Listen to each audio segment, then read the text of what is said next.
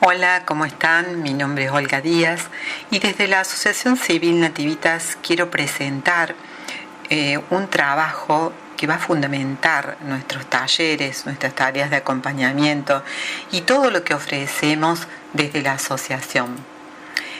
Esta tarea que voy a presentar a través de este video, que le pido que lo puedan difundir, tiene un apoyo desde el área de la ciencia sobre un video del doctor Iñaki Piñuel, que es doctor en psicología y especialista en estos temas de daños cerebrales en víctimas de psicópatas, de narcisistas, de estrés post-trauma y las técnicas de tratamiento como las sugerencias que él hace sobre audios para desensibilización y prevención del estrés post-trauma, EMDR. Y desde el área espiritual vamos a fundamentarlo desde dos libros que escribió Thomas Keating, monje trapense. Uno, Mente abierta y corazón abierto, habla mucho de la sanidad interior y la oración contemplativa. Y el libro Terapia Divina y Adicciones también se basa en los beneficios y la sanación que ofrece la oración contemplativa. Esto es posible porque Dios nos ha ido instruyendo, nos ha ido dando estos instrumentos para poder sanar nuestro cerebro y los daños cerebrales, como aquí dice Iñaki Piñuel. El daño cerebral, dice, es real. No estamos hablando de una sensación subjetiva, no estamos hablando de víctimas que se lo inventan. Las víctimas de los procesos traumáticos, especialmente de lo que llamamos trauma complejo, son personas normales, pero cuyos cerebros han reaccionado de forma anormal, por así decirlo, porque el cerebro no está preparado para el efecto que tienen las personas cuando reciben de las más cercanas, de los seres queridos, de la pareja, de los familiares, de los padres, madres, hermanos e hijos, este efecto terrible que es el trauma relacional, que es el tema más complejo que vamos a analizar a través de este doctor, y que dice que las víctimas no tienen nada patológico en sus cerebros, que no hay nada que funcione mal previamente, no hay nada que encontrar de un mal funcionamiento que hubiera que corregir o reequilibrar, sino que él dice, estamos frente a un cerebro completamente normal, pero que reacciona ante una experiencia para la cual no está preparado, que es la experiencia del trauma relacional, lo que llamaríamos trauma de trastorno de estrés postraumático, trauma o trastorno de estrés postraumático de origen relacional, y que genera un verdadero impacto emocional y psicosomático en las víctimas. O sea, fíjense, impacto emocional.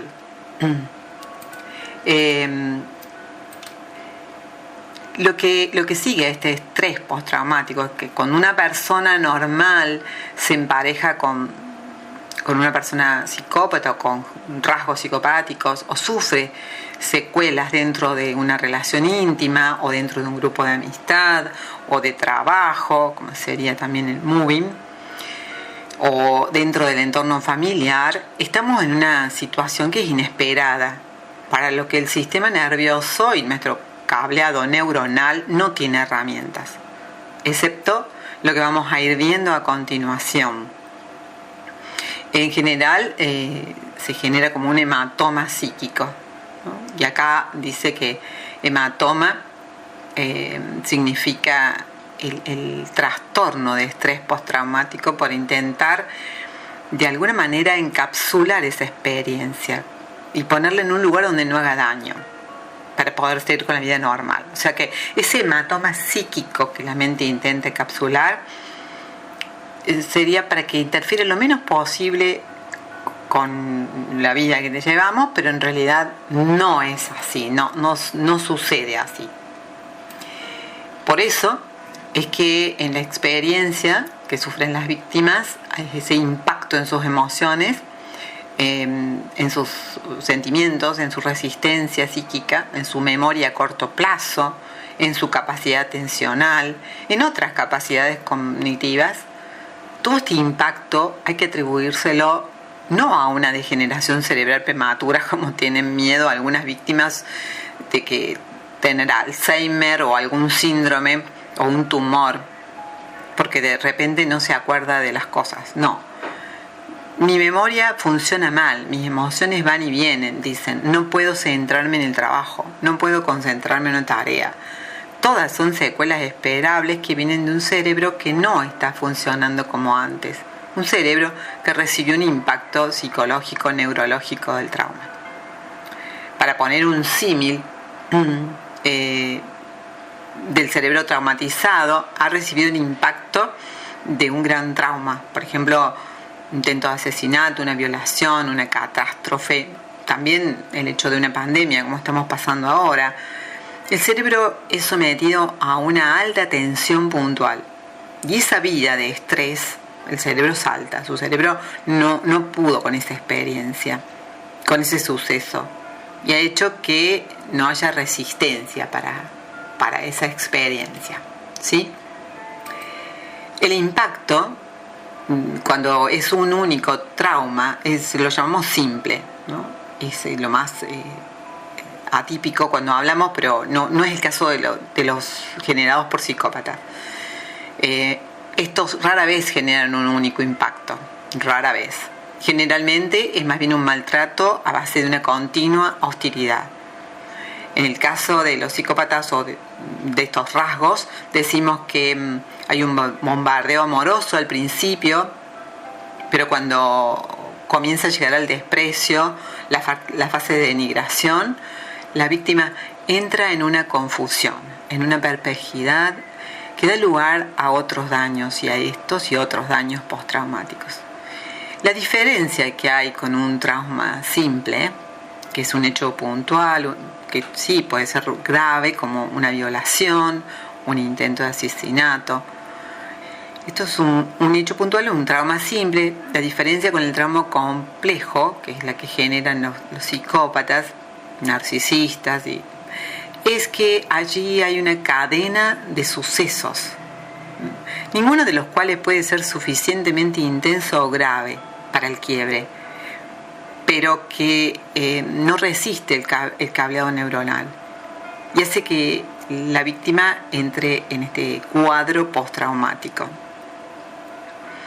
Este estrés postraumático es común en víctimas de mobbing, de acoso psicológico, en el trabajo, bullying, víctimas de psicópatas integrados en las parejas o también en las relaciones familiares, porque también se da en las relaciones de familia.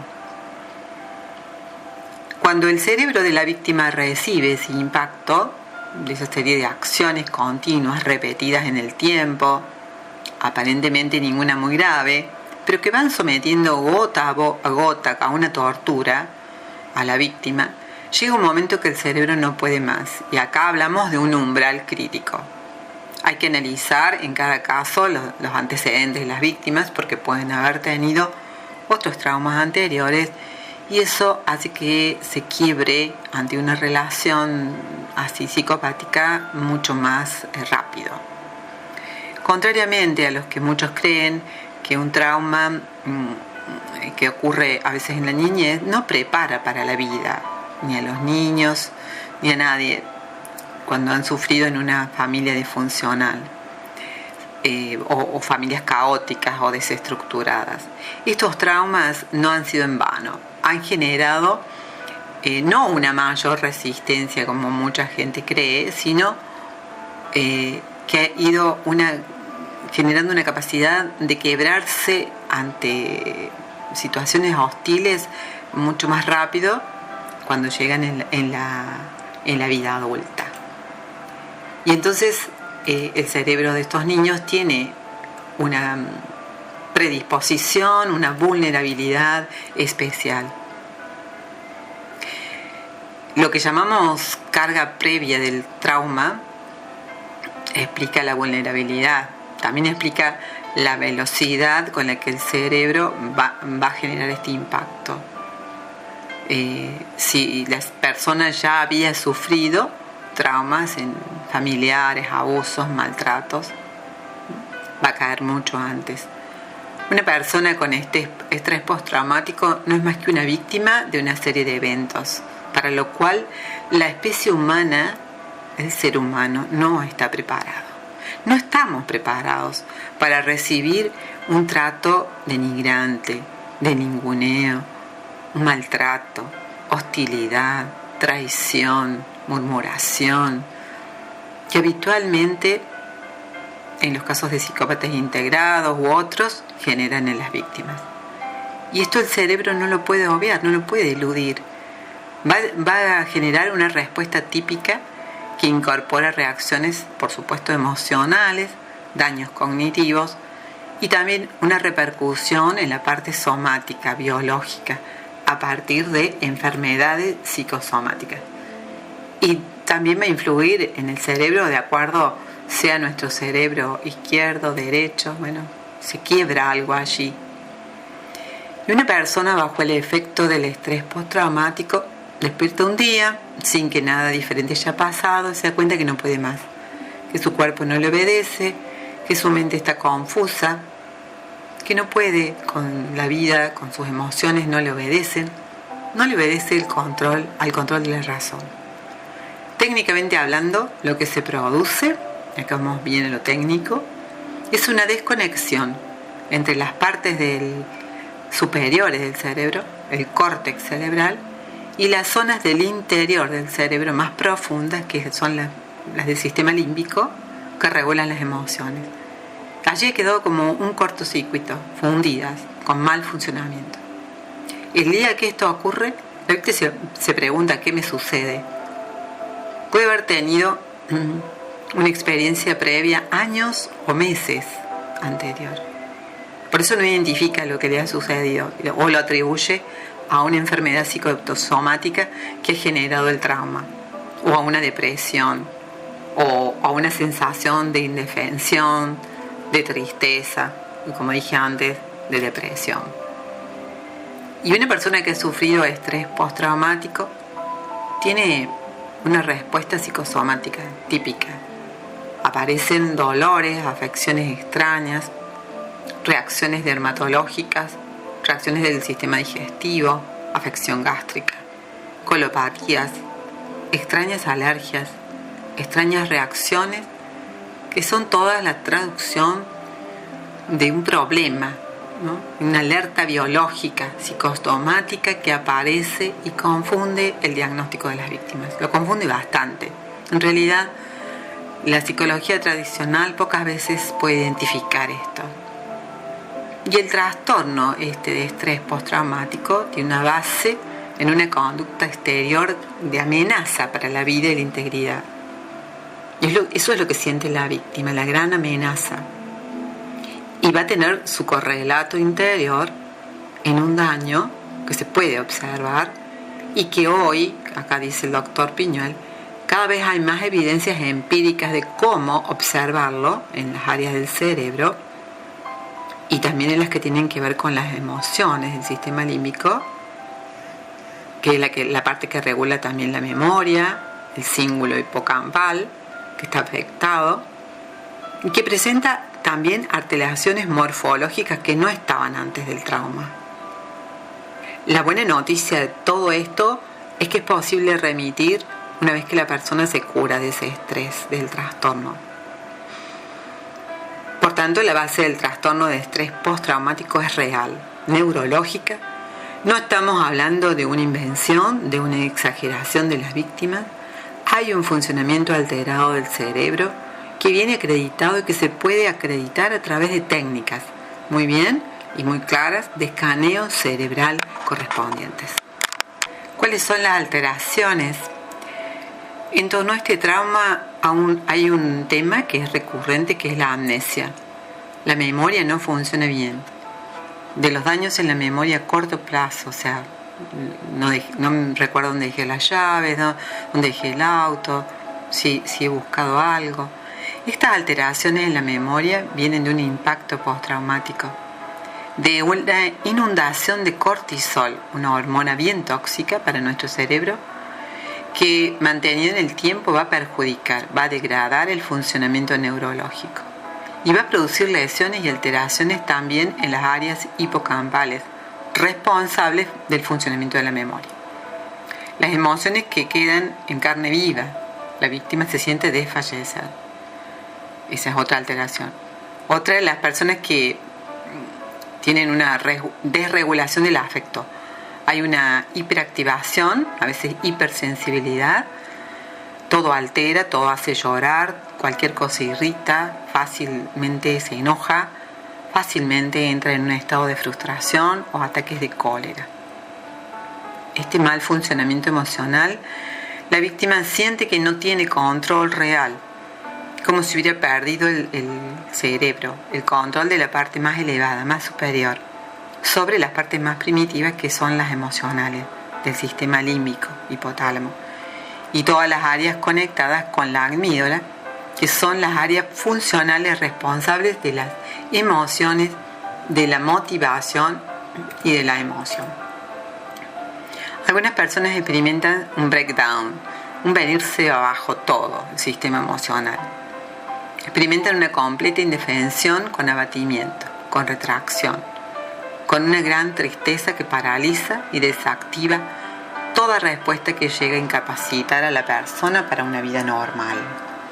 Esta reacción, completamente normal dentro de este estrés, produce una alarma y añade sufrimiento a las personas que ya están sufriendo en este tipo de relaciones tóxicas.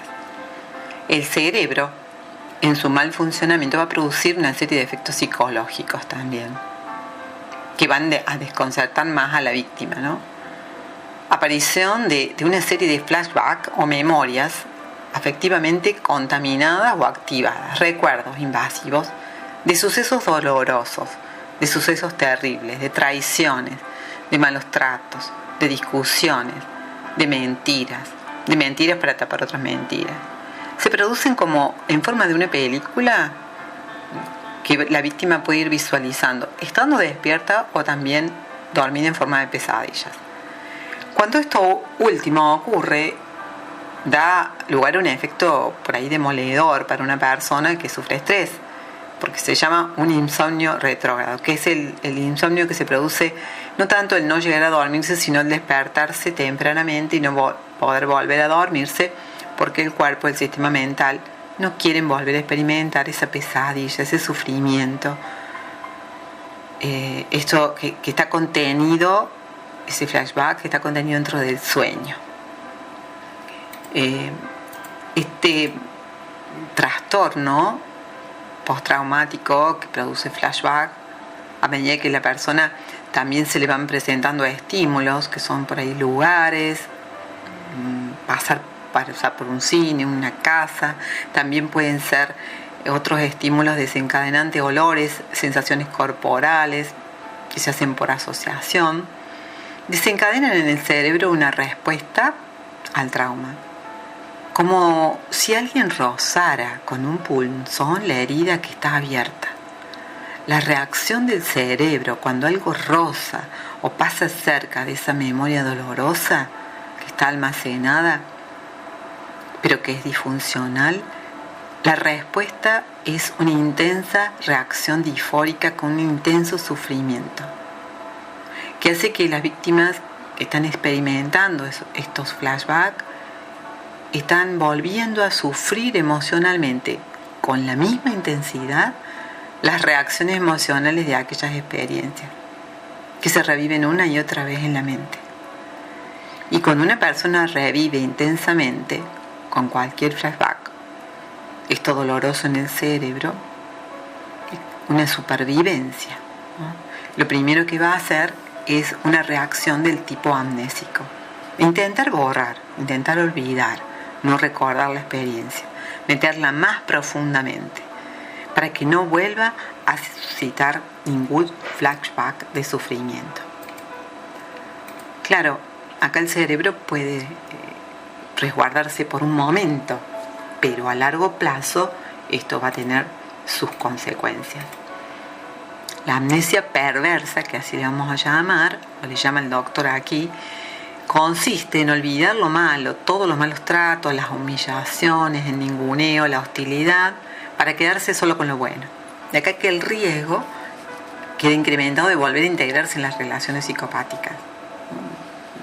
Vuelven con los juegos, los psicópatas, y con las mentiras, las seducciones, y vuelven a depredar a sus víctimas. Esta amnesia perversa juega papel esencial en las recaídas, tan frecuentes con los psicópatas integrados, narcisistas y otros vínculos tóxicos.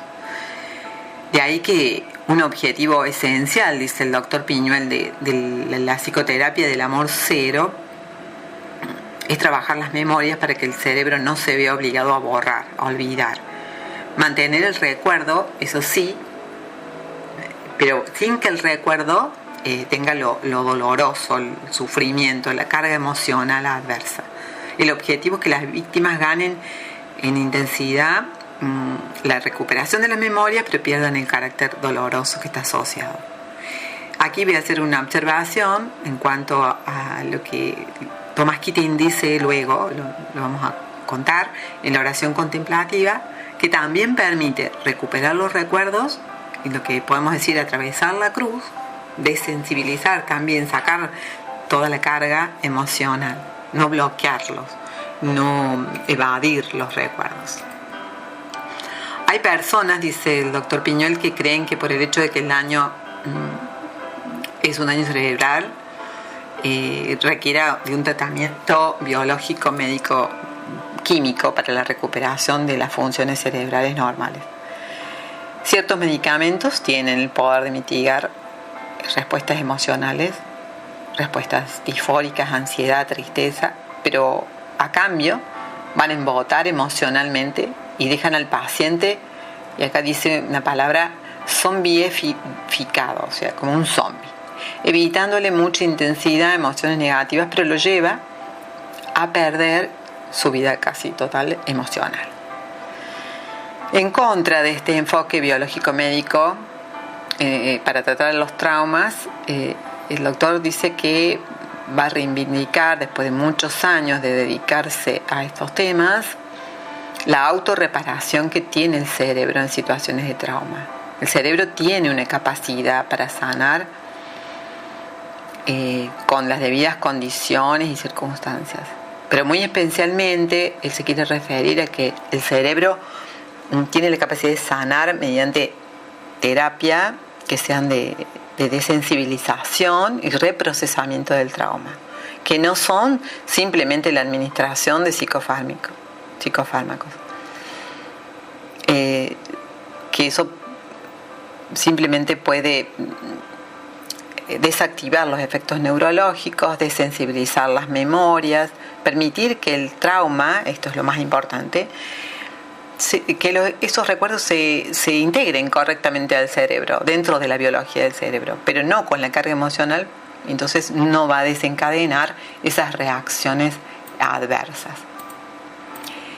Las personas que dice que trabajan en la recuperación de las víctimas del trauma, durante décadas han visto la recuperación de muchas personas, salir de esos estados post-trauma, incluso después de haberlo sufrido después de muchos años, porque el cerebro tiene el potencial de repararse, de autorrepararse. Por eso quiere reivindicar el doctor acá, plantear el trauma psicológico generado por el cerebro, que no se reduce a una pastilla, sino que esto es erróneo, dice. El cerebro traumatizado empieza a funcionar mal por este trato, por este complejo trato que tiene con una relación tóxica o psicopática. ¿Y por qué ocurre esto?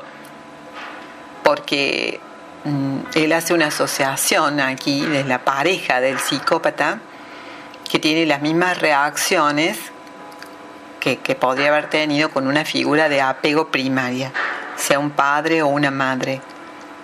En los niños pequeños dice que reaccionan ante un trauma familiar o disfuncional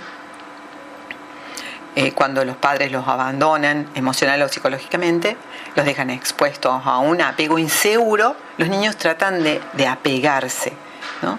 Y por eso, como son víctimas de esos padres en esa situación disfuncional, ya aprendieron a cómo reaccionar equivocadamente ante los abusadores.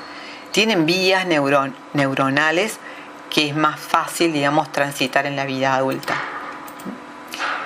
Y ese trauma intrafamiliar en el sistema de apego se activa con un psicópata en la vida, o con una relación tóxica en la vida adulta. Un psicópata integrado adquiere las mismas características que tiene un niño y su figura parental de apego. Por eso la vinculación no es solo en una pareja, por ejemplo, afectiva, sino que también es neurológica y biológica. Y después de una fase de bombardeo amoroso y cuando aparece la denigración, va a producir ese trauma. Igual en un niño pequeño que no puede gestionar la indisponibilidad de un padre o de una madre fría o abandónica, un padre psicópata, no puede procesarlo, no está preparado el cerebro. El adulto que está siendo hostigado por una figura de apego, que ahora no son sus padres, sino es un psicópata, va a reaccionar del mismo modo que los niños pequeños. Su cerebro se va a defender del mismo modo. Bueno, y aquí vamos a ver el apego que hay al perpetrador, por lo cual esto explica los fenómenos que a muchas víctimas, desde la psicobiología del apego, que al intentar salvar la relación, ¿no?, de quien puede depender nuestra vida, sea un padre, una madre o una figura de apego parental, en este caso la pareja es lo mismo, o sea, es una cuestión de supervivencia y lo que puede significar la ruptura de ese vínculo. De ahí es que muchos fenómenos de maltrato en parejas disfuncionales y demás, las víctimas se apegan a sus perpetradores, de modo que sorprende, que parece loco, que a veces los psicoterapeutas inexpertos no saben cómo tratar, y es simplemente porque se trata de un trauma anterior. El apego al perpetrador se produce con esta figura de apego anterior, ¿no?, en un niño. Las parejas a veces saben, porque digo esto porque muchas veces no saben que están con un psicópata, pero sí saben que están siendo destruidas y no se sienten capaces de soltarse, desengancharse, desapegarse. Y esto no es ni por estupidez ni por baja inteligencia de la víctima, sino que estamos frente a personas que están sucumbiendo al problema del apego perpetrador, y que es un doble mecanismo el que se produce. Por un lado, la necesidad de huida, de evitación del dolor que produce este apego. Y por el otro lado, el consuelo y el refugio, porque lo estamos asociando con un apego primario.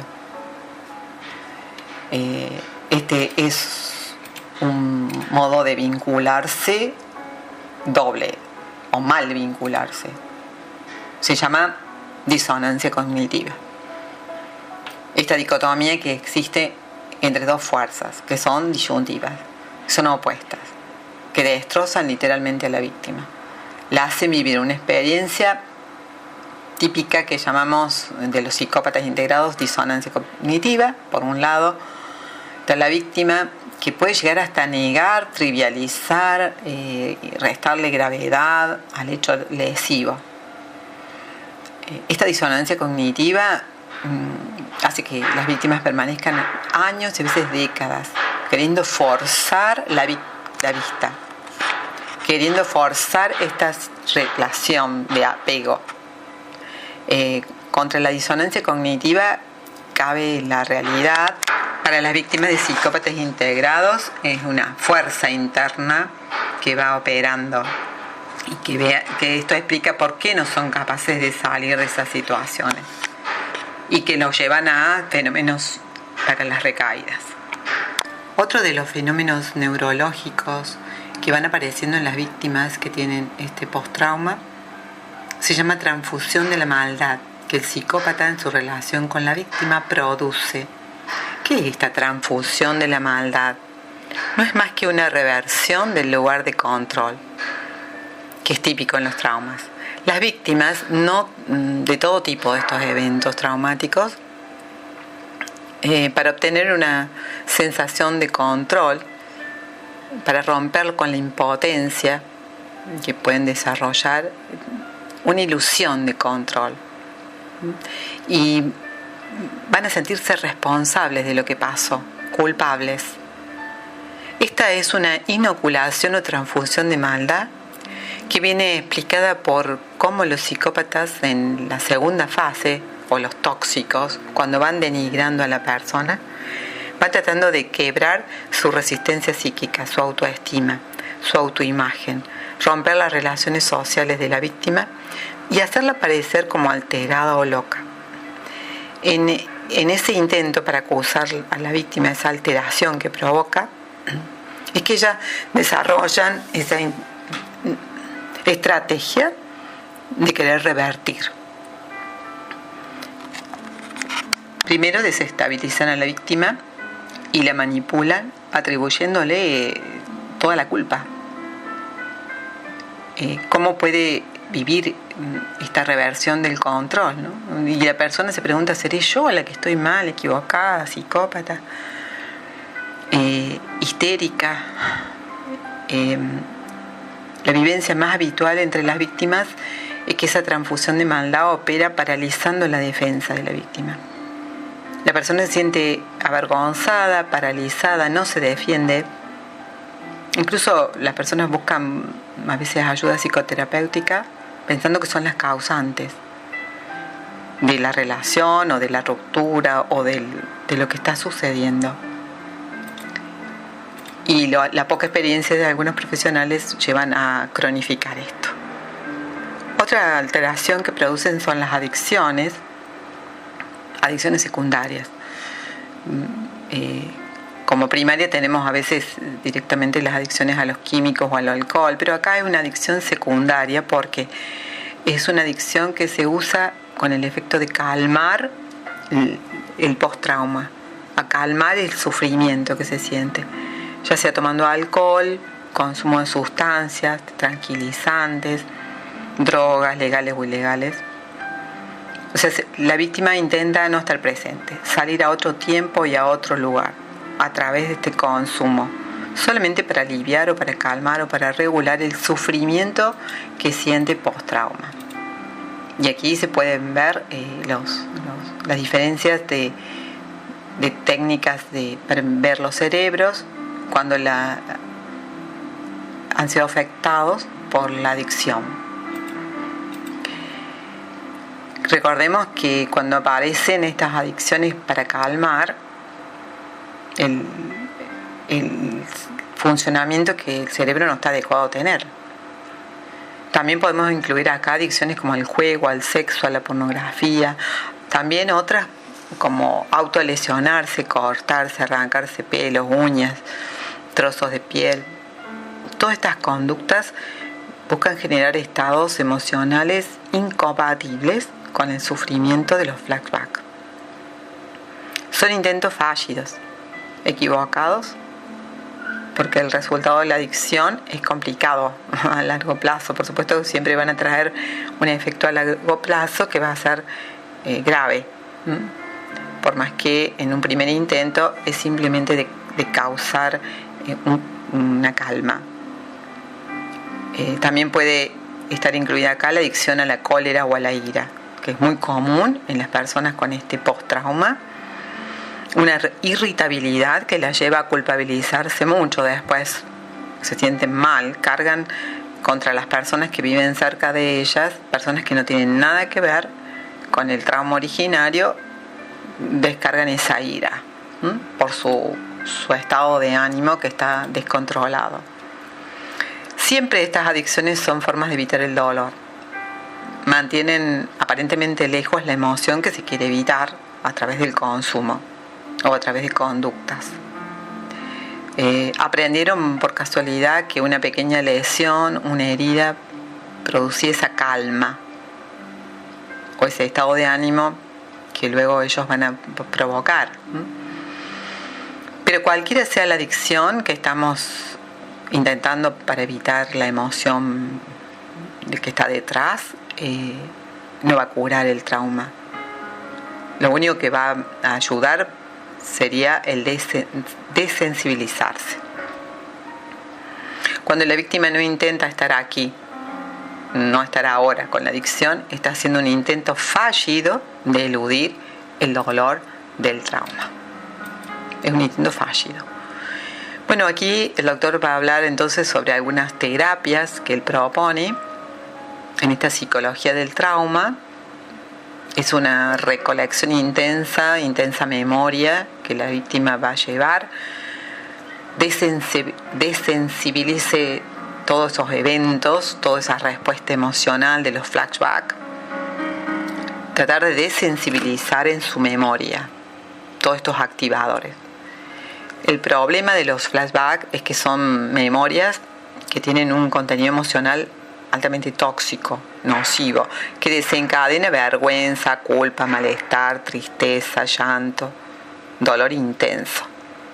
Por eso, con la desensibilización vamos a ir a encontrarnos con esta nueva forma de superar el trauma, que no consiste en olvidarnos, no consiste en sepultarlo en la parte más profunda del cerebro, sino todo lo contrario, relevarlo, traerlo a la conciencia, neocortizarlo, haciendo que con una intensa mentalización, con una intensa profundización de lo que pasó, de lo que ocurrió, también al mismo tiempo se desensibilice la memoria emocional, de la memoria dolorosa, del contenido traumático emocional. Esto lo que va a conseguir es la curación del post-trauma. Va atravesando las diferentes capas, se va engranando en las neuronas ese recuerdo, se va almacenando por capas sucesivas en diferentes niveles y se vuelven a establecer asociaciones que bueno, si no las estamos tratando, van a desencadenar otros flashbacks. En este contexto de terapia, cuando se tocan ciertas memorias, sabemos que pueden desencadenar otras anteriores. Ese trabajo de desensibilización que se produce en el cerebro va liberándose cada vez más, hablando a nivel neurológico, lo que está ocurriendo. Se va a desactivar la emoción asociada. Todo lo que está asociado a esos recuerdos. Por tanto, el paciente no tiene que olvidar. No tiene que ir a la amnesia perversa. No tiene que olvidar lo que ocurrió, sino que va a poder recordar esas cosas sin tener que pagar el precio emocional que esa activación le hace. Cuando esto ocurre, el cerebro traumatizado va entrando en un progresivo proceso de mejoría, de curación. Los flashbacks van desapareciendo. Las memorias van quedando ajenas, desconectadas de la parte dolorosa emocional. El hipocampo vuelve a funcionar correctamente, los efectos en las áreas cognitivas, en las áreas de atención, la memoria a corto plazo, van a ir desapareciendo, produciendo una curación biológica, neurológica del cerebro y volviéndolo a la etapa previa al trauma. Hay personas que creen que estos procesos de reversión no pueden darse porque han pasado décadas, mucho tiempo, y ya se produjeron cambios permanentes en la personalidad de las víctimas, en el carácter. Si bien es cierto que cuanto más dura se puede cronificar y trae cambios en las modalidades de las víctimas, en los modos, también es verdad que se pueden revertir, que se revierte con el daño, cuando se revierte el daño postraumático. Por eso personas que habían perdido la alegría de vivir, que ya no disfrutaban de nada, que se habían aislado, que estaban pesimistas, que se habían retirado a su interior como ermitaños, van recuperándose, desarrollando una vida más natural, más normal, con un cierto confort y calidad. Por supuesto, también pueden volver a abrirse a nuevas parejas, en el caso de que haya sido una pareja, sin temer reproducir el daño que los psicópatas le hicieron.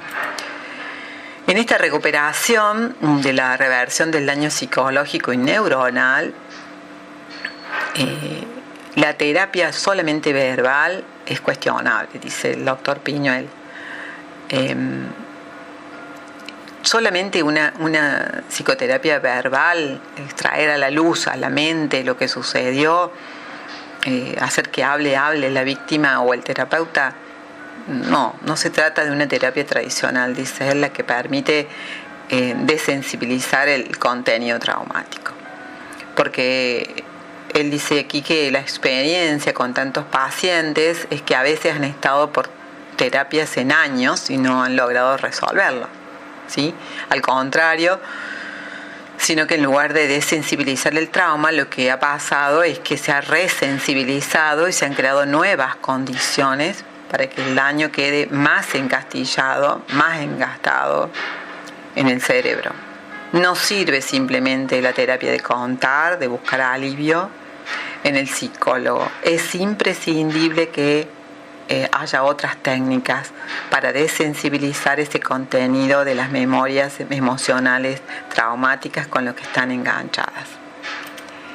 Esto es muy importante tenerlo en cuenta y esto lo vamos a ver después desde el área espiritual también. Otra alteración es la hipervigilancia, que es el daño cerebral también que queda post-trauma, que es nuclear. Es una reacción al trauma, que es una intensa desconfianza de las personas. Están siempre como vigilantes cuando se le acerca una otra persona o otra pareja, que están detectando segundas intenciones, sospechas, dudas. Cualquier conducta ambigua genera duda. Esta reacción está fundamentada en un daño neurológico y cerebral que trajo el estrés, una respuesta a eso, de evitación. Es un desarrollo de una hiperactivación de cualquier estímulo ambiguo.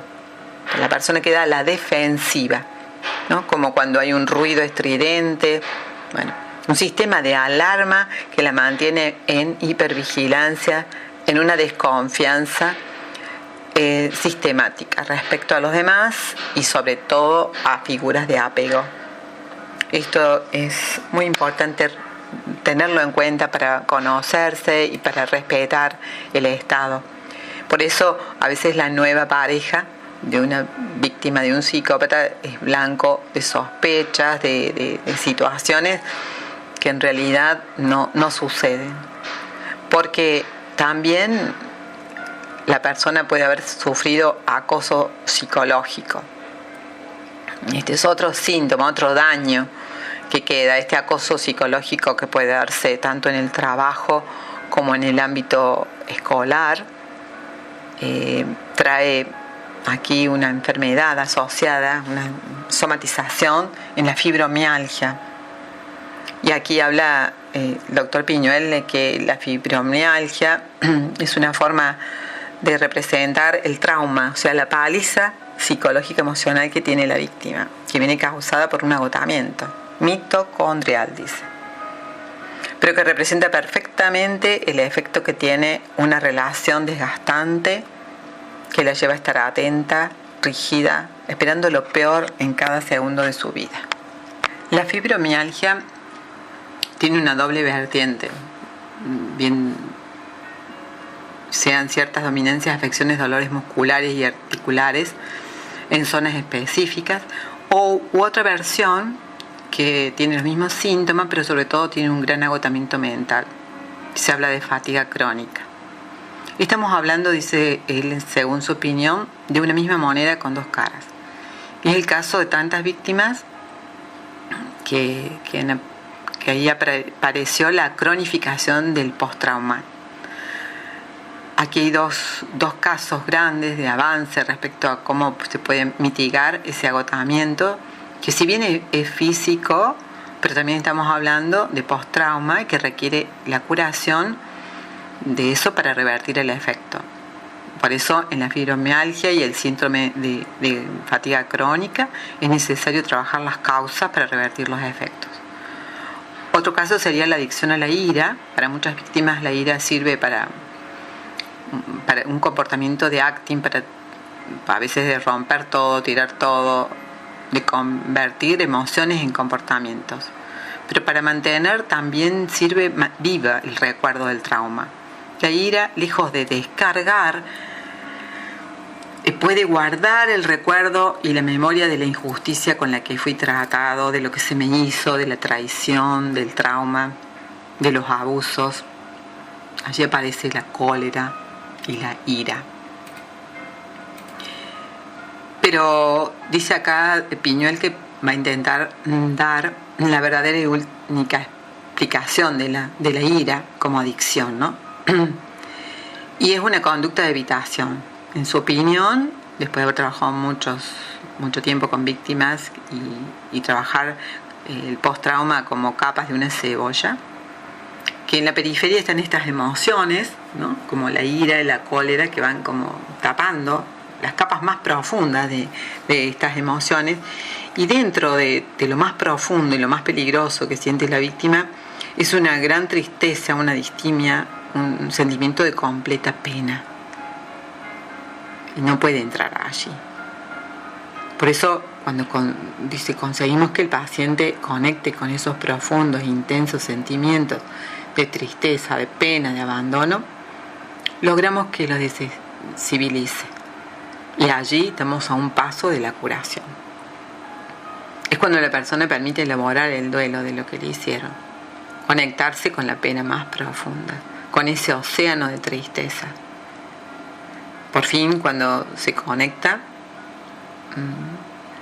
todas las emociones periféricas desaparecen, los que estaban protegiendo esa parte, como la culpa, la vergüenza, la amnesia.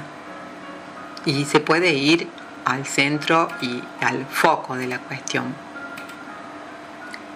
que produce embotamiento, ¿no? Lo mismo que la ira y la cólera desaparecen. ¿Cómo se hace la desestabilización de la tristeza? Bueno, la experiencia literal, acá dice el doctor, es consumir, agotar completamente la emoción. Mientras una persona se siga defendiendo de no experimentar, de no terminar de elaborar ese duelo profundo de tristeza, todo el sistema energético y neuronal está pendiente. Y está pendiente en esa energía de defenderse. Esto es automático, no es algo que la persona decida con su voluntad. Es un funcionamiento automático del cerebro, ¿no? Es muy funcional esto de que intenta evitar. Por eso el consumir la tristeza significa agotarla, ahogarla finalmente, no reprimirla, no permitir que mantengamos de algún modo activos los procesos de defensa, de racionalizaciones, de explicaciones, de justificaciones, que nos evite darnos la mala noticia que nos hicieron daño y que efectivamente nos ha costado algo. Nadie va a salir gratis de una relación con un psicópata o un vínculo tóxico, no. No hay victoria, dice el doctor aquí, sino que hay diferentes grados de derrota. Por eso, ahora vamos a comenzar con otro modo u otra fundamentación, que es desde la parte espiritual, con lo que Thomas Keating, como monje trapense, va aportando a través de estos dos libros. Primero con el de Mente Abierta, Corazón Abierto, que define Evagrios, como padre del desierto, que oración es dejar de lado los pensamientos. Esta definición presupone que existen pensamientos. Más que la ausencia de pensamientos, lo que caracteriza a la oración contemplativa es el desapego hacia los mismos. Es un abrirse de la mente y del corazón, del cuerpo y de las emociones, de nuestro ser entero a Dios, al misterio máximo, más allá de las palabras, más allá de los pensamientos y de las emociones. Es por obra del Espíritu se eleva la mente y el corazón a Dios. Por eso Marcos 8:34 dice: si alguno quiere seguirme, que se niegue a sí mismo, que tome su cruz y me siga. Uno de los primeros efectos de la oración contemplativa es descargar las energías inconscientes. Es un proceso que tiene dos estados psicológicos distintos. En uno se experimenta el consuelo espiritual, puede haber dones carismáticos, pero también se experimenta la debilidad humana, se experimenta un autoconocimiento y también una humillación, una necesidad de postrarse ante Dios. Y el falso yo, que es una ilusión, una carga de rutinas emotivas y de forma de pensar que están almacenadas en el cerebro y en el sistema nervioso, al igual que en una computadora, tienden a reactivarse cada vez que alguna situación de la vida cotidiana aprieta un botón determinado. Como vemos, aquí acompaña la mirada del falso yo como una ilusión, como una carga de estas rutinas, una carga emocional, que en cualquier momento con alguna situación se va a disparar.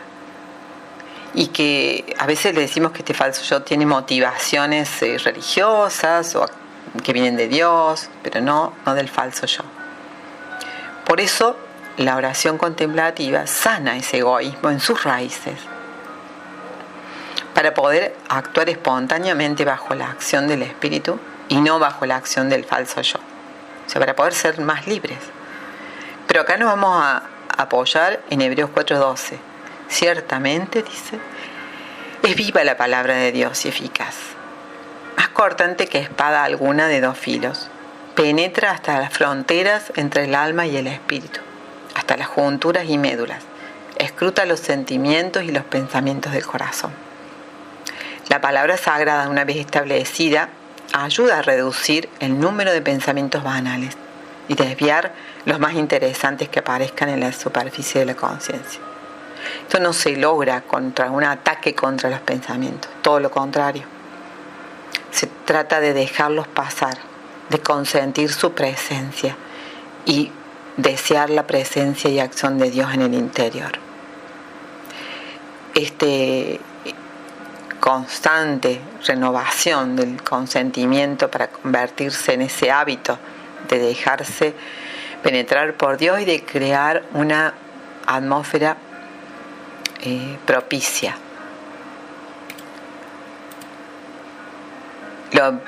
Pueden desaparecer los pensamientos. En ese caso se encuentran en el nivel más profundo que se puede alcanzar. Cuando desaparece, en ese momento no hay tiempo.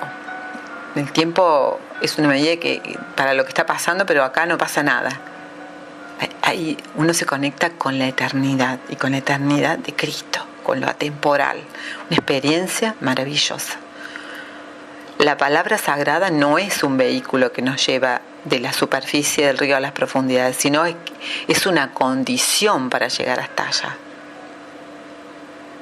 Al mismo tiempo, para dejar ir todos los pensamientos, se va a abrir un camino a nuestras facultades espirituales que se van a ver atraídas por el silencio. Porque vemos que en el silencio empieza a haber un sosiego. Por eso, por medio de la palabra sagrada, el volumen de pensamiento se va disolviendo. Se va quedando un solo pensamiento, que es abrirse a Dios.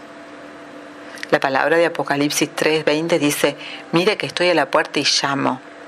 Si alguien escucha mi voz y me abre, entro a su casa, a comer con él y él conmigo. Hermoso.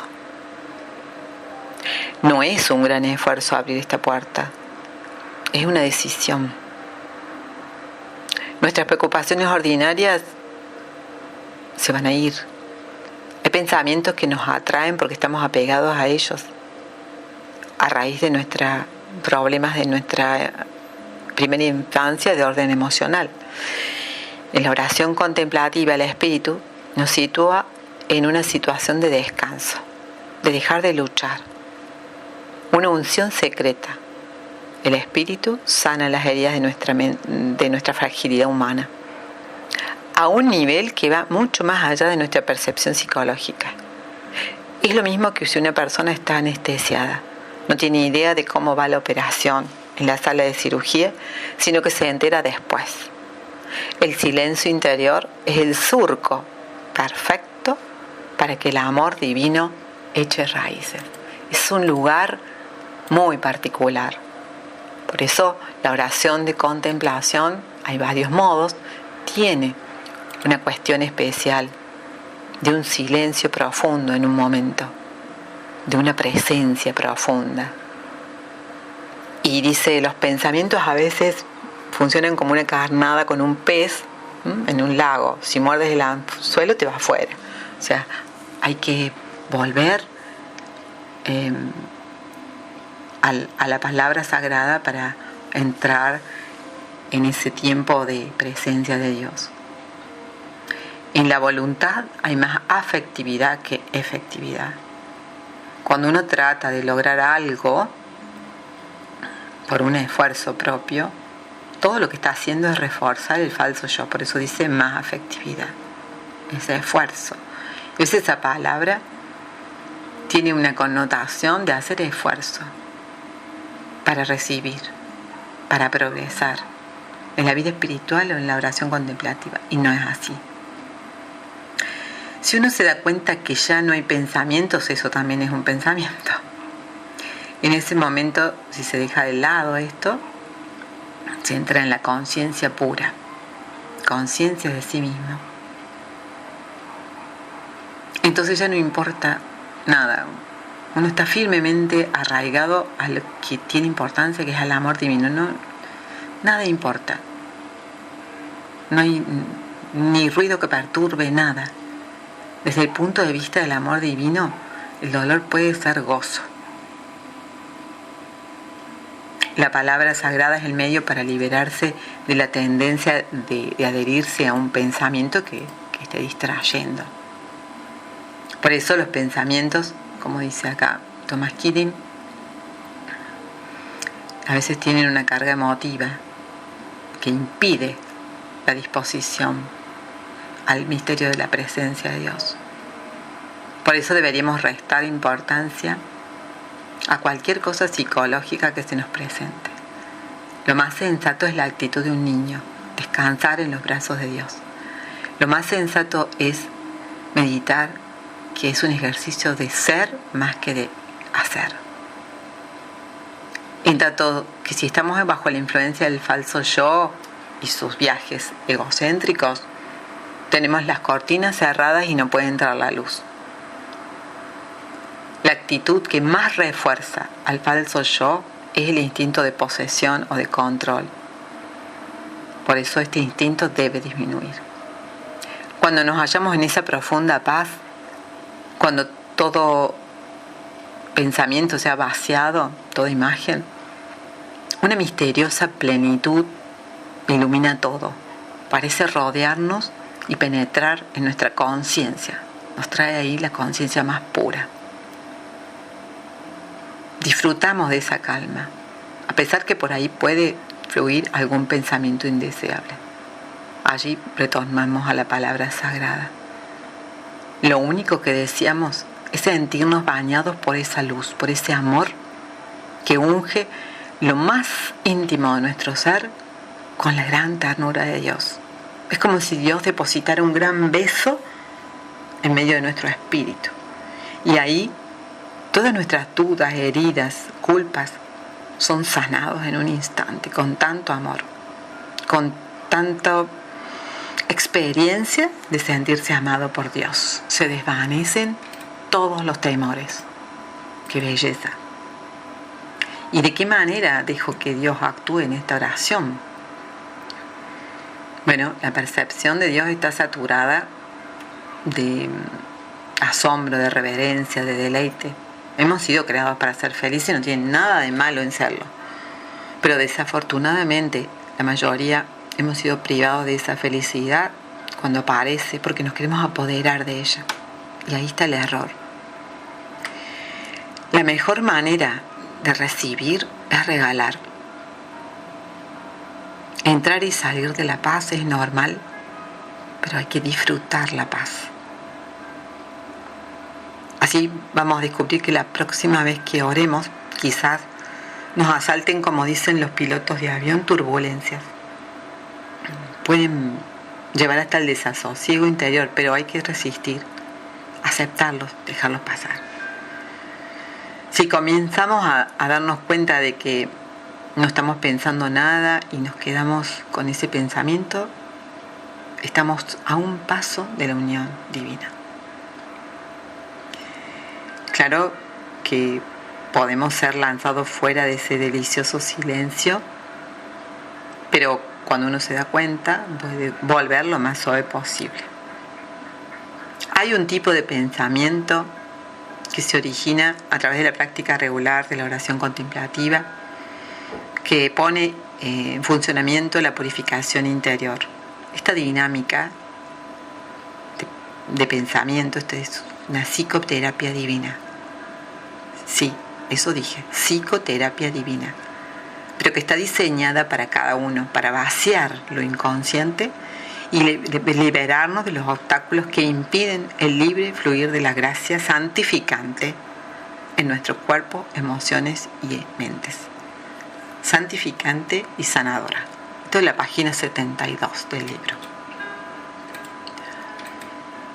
La oración contemplativa, por lo tanto, va aumentando la evidencia de las consecuencias de aquellas experiencias que tuvimos en la más tierna infancia, que quizás fueron traumatizantes y que se manifiestan en forma de tensión, de ansiedad, de mecanismo de defensa, y también, puedo agregar yo aquí, de enfermedades psicosomáticas. No es posible deshacerse de ellos por medio de un descanso de sueños normales o una terapia tradicional, como ya dijo el doctor Piñuel. Pero en el silencio interior de la oración contemplativa y en el profundo descanso que esto trae a todo el organismo, estos bloques emocionales comienzan a ablandarse. Entonces el organismo humano, con su capacidad natural, comienza a evacuarlos. Tanto la psique como el cuerpo saben evacuar lo dañino.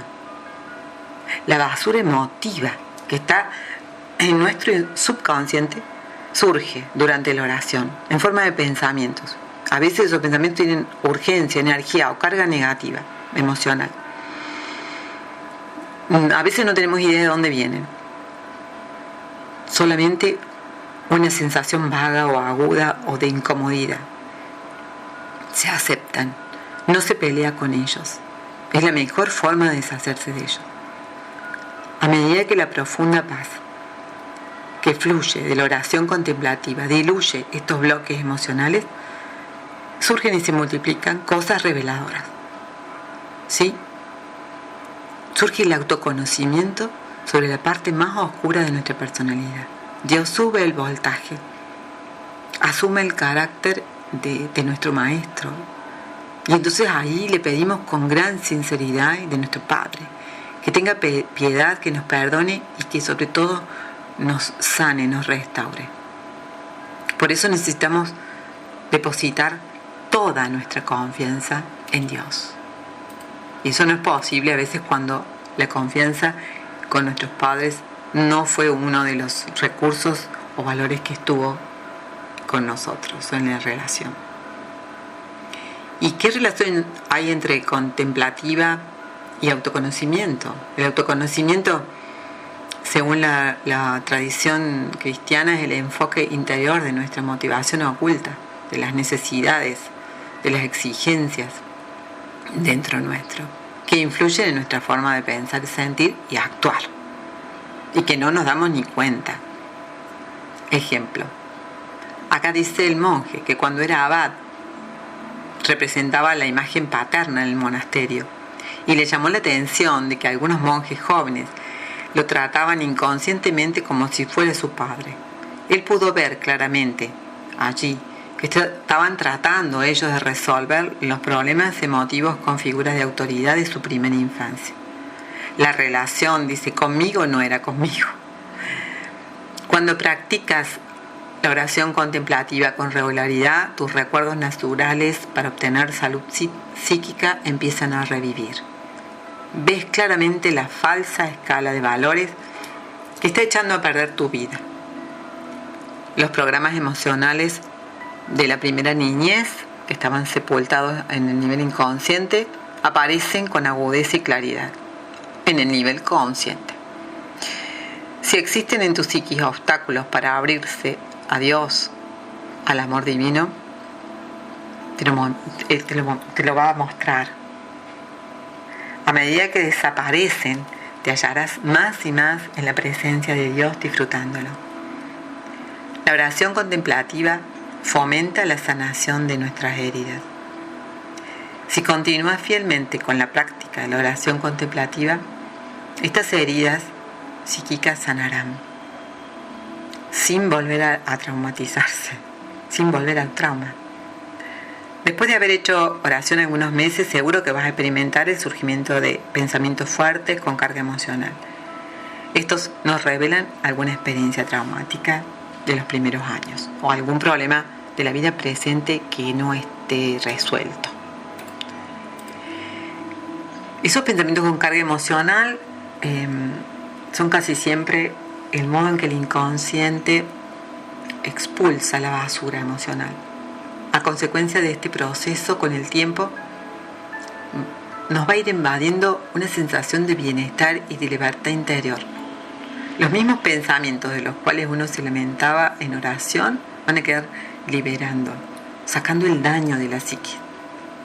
Acá volvemos a la fundamentación desde la ciencia. ¿Cómo es posible que aquí la oración de contemplación hace el mismo proceso de desensibilización?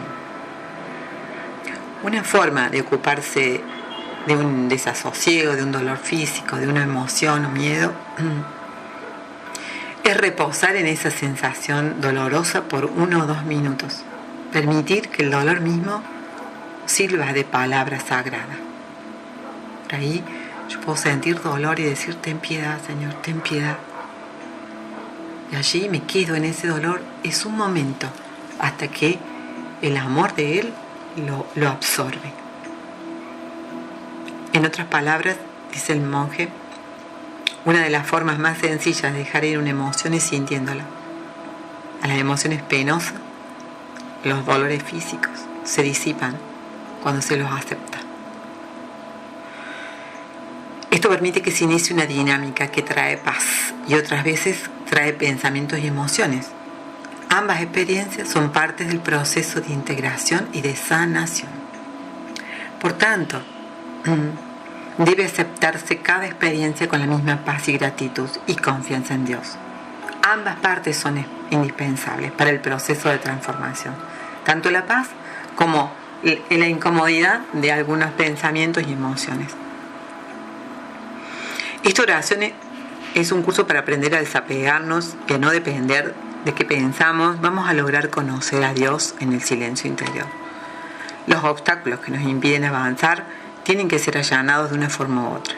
Los pensamientos, estados de ánimo fluctuantes o sentimientos de depresión con duración de algunos días son medios que usa la psiquis para evacuar el material emocional de toda una vida.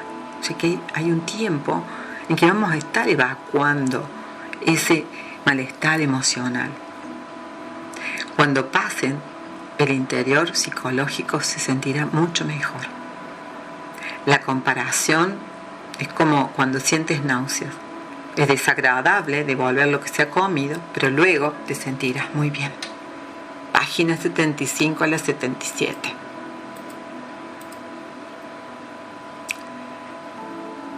¿Qué se entiende por sanación del cuerpo y también del alma? Algunas enfermedades que son psicosomáticas se curan cuando se recupera la paz en la vida emotiva. La unión que te va regalando la oración contemplativa ya no está reservada para aquellos momentos, sino que habrá otros momentos del día donde el silencio nos sobrecoja. La experiencia de distanciarse de la realidad no es una independencia absoluta. Tan solo se trata de afirmar nuestro auténtico yo, o sea que es solo una forma más de conciencia. Eso es un desapego, una distancia saludable. A medida que el subconsciente va quedando desocupado de basura, la percepción del nivel más profundo en nosotros trae la percepción también de un nivel más profundo en los demás.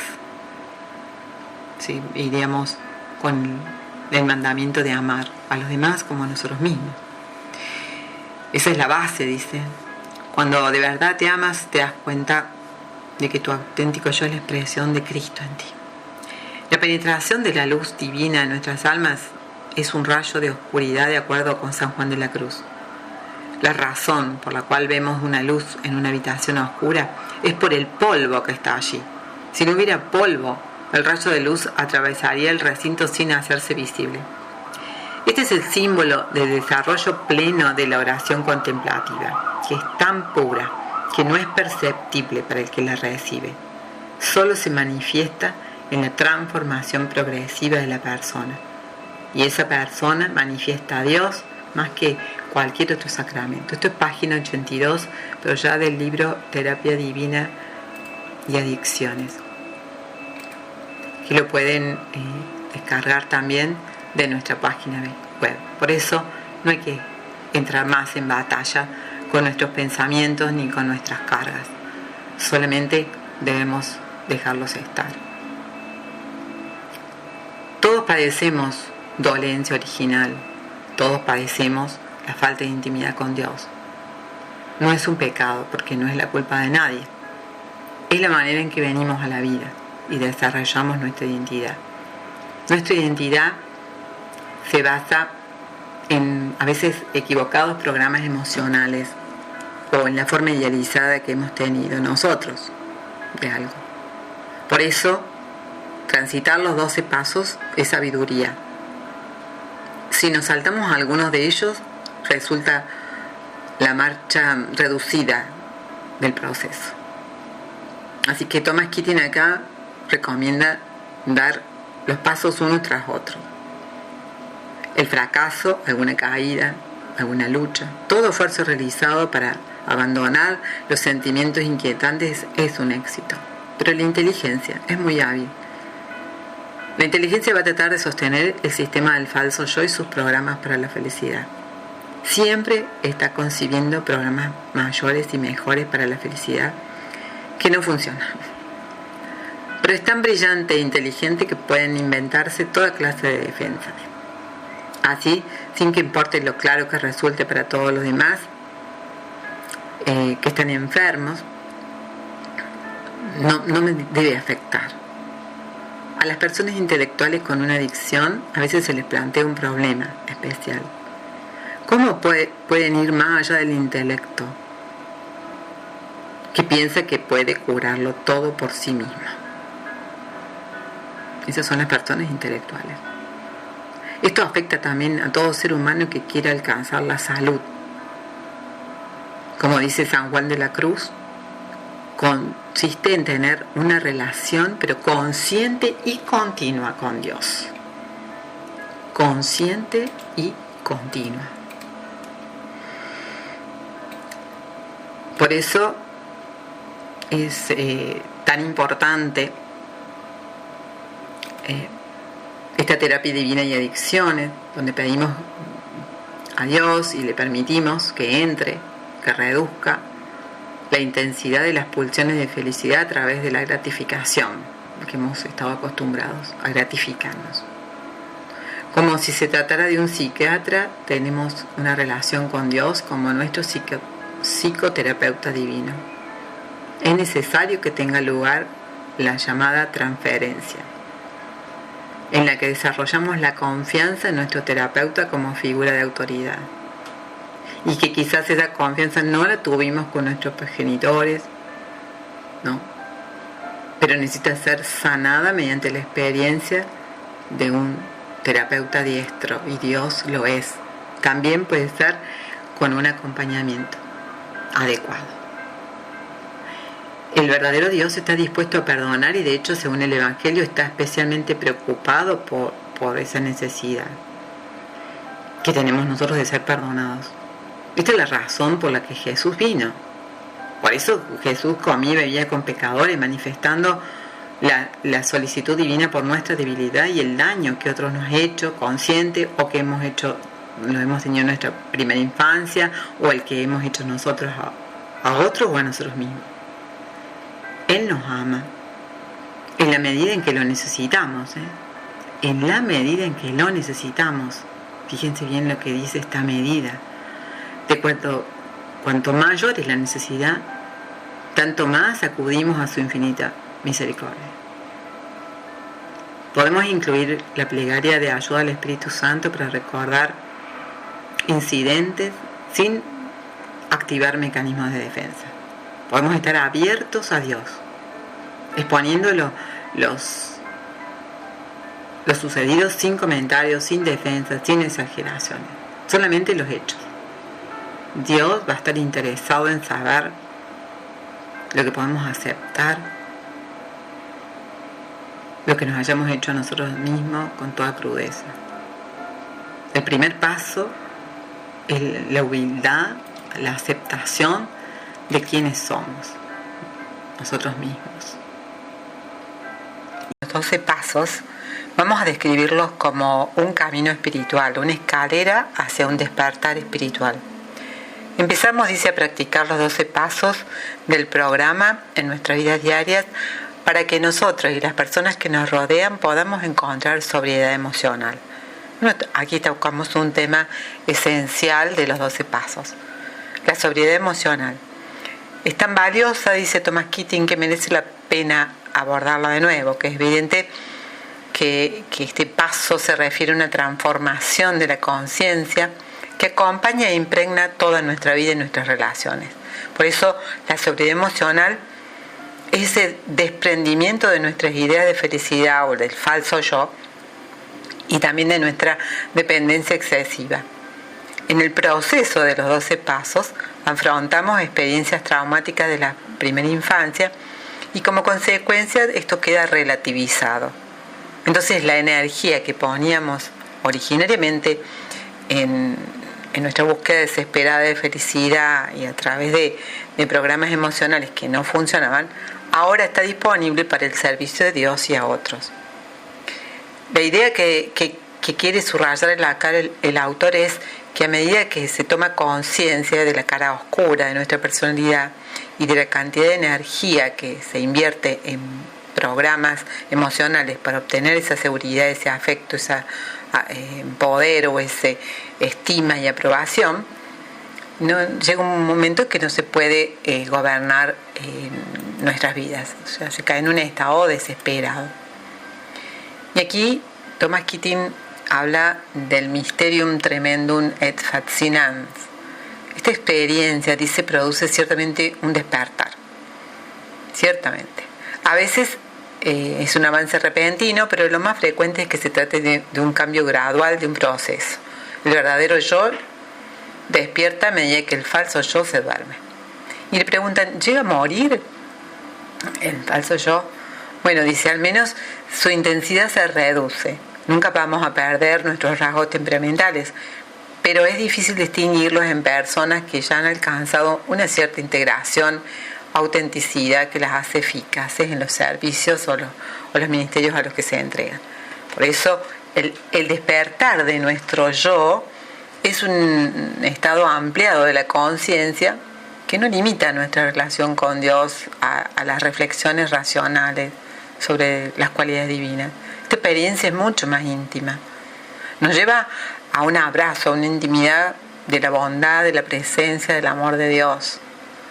Se traduce en el hecho de ver la vida entera, con todos sus acontecimientos, desgracias, del pasado, del futuro, de manera que es una lección para la humildad. Como escribió Santa Teresa de Jesús, la mayor fuente de humildad no es pensar en lo malo que uno tiene, sino la total del mysterium tremendum consiste en ver la propia nada, o sea, darse cuenta que sin Dios no somos nada. Este ideal de fidelidad a los pasos y el trabajo diario durante toda la vida está relacionado estrechamente con lo que San Pablo llama oración incesante del Espíritu Santo y del temor de Dios. Todo está como muy, muy relacionado. Y es precisamente lo que llamaría estabilidad emocional. Porque cuando estamos abatidos por una humillación, una tragedia, y cuando aceptamos eso, ese proceso, nos permite con mayor facilidad que el agua empiece a manar. Y aunque la situación puede ser penosa, aunque el dolor está allí, no nos va a destruir ni nos va a desalentar. Porque el dolor se puede transformar en alegría cuando lo que lo soportamos por fe, por amor a Dios. Uno de los efectos terapéuticos primarios de la oración centrante es que permite que esas emociones primitivas, ocultas, pasen a nuestra conciencia sin que le pongamos resistencia o que nos aferremos a ella, sin que la estemos juzgando o que nos juzguemos a nosotros mismos. Y es aquí donde afrontar esta clase de dolor es un gran servicio a nosotros y a nuestras relaciones. Es ver la cara oscura de nuestra personalidad, ver la verdadera motivación de nosotros mismos. Por eso la verdadera libertad es la unión con la voluntad de Dios. El verdadero poder consiste en usar ese empoderamiento divino. Como dice San Juan, Dios es amor. Pero también Bill Wilson, el creador de los 12 pasos, decía 3 frases: que todos éramos víctimas de temores irracionales, que el falso orgullo se convierte en la otra cara de la misma moneda, que es el temor, y que en el fondo habíamos exagerado siendo muy temerosos. El miedo, acá aparece el miedo. El miedo como emoción que desencadena la lucha o la huida. Nuestro pobre cuerpo, nuestro flujo sanguíneo, todo se llena entonces de hormona, de cortisona y de adrenalina. Pero cuando esto se repite constantemente, hay una cantidad normal de hormonas que fluyen en el cuerpo. Ahí domina la ansiedad. El miedo allí es anormal y requiere remedios extremos o remedios a la mano, que pueden ser muy peligrosos. Por eso, en la oración centrante, ellos dicen que no hay ningún pensamiento que merezca la pena pensar. Y una de las cosas que ayuda mucho en el proceso de sanación del inconsciente es ver que no nos podemos identificar ni con nuestros pensamientos o sentimientos y tampoco por ahí con nuestros cuerpos. El padre Dowling era un jesuita amigo de Bill Wilson. Bill decía que era el alma más grande y bondadosa que había conocido en toda su vida. Este padre escribió una carta a Bill en la que decía que los AA, o sea, Alcohólicos Anónimos, se dedicaban menos tiempo y energía a la propagación de los AA y más a la dimensión de la longitud y la profundidad, ¿no? La propagación, esto podría llegar a muchos alcohólicos en el mundo, decía él. Las personas a las que usted está describiendo, decía después Thomas Keating, encarnan sabiduría de las tradiciones de los 12 pasos, son testigos. Entonces dejan un mensaje de esperanza y seguridad a través de estos 12 pasos. Que el padre Dowling escribió también que no era alcohólico, pero que estos 12 pasos podían ser útiles para la población desfavorecida a la que no formaban parte de los AA. Y en este diálogo, porque todo este libro de terapia de bienes y adicciones es un diálogo entre un AA y el padre Thomas Keating, allí surge una pregunta que le hacen: si ve alguna manera de que el trabajo y el diálogo que están haciendo puede alcanzar a los no alcohólicos y llevarlos también a un nivel de sanación espiritual que se encuentra en los 12 pasos. Y el padre contesta: ciertamente así lo pienso. En el trasfondo conceptual de la oración centrante aparecen la mayoría de estos principios, tanto en la descarga del inconsciente como en la transformación de la conciencia. Por eso todas estas formas del programa, de la tradición, vienen de la tradición contemplativa cristiana y son descritas de maneras diferentes por distintos maestros espirituales a lo largo de los siglos, pero que en gran medida es lo mismo.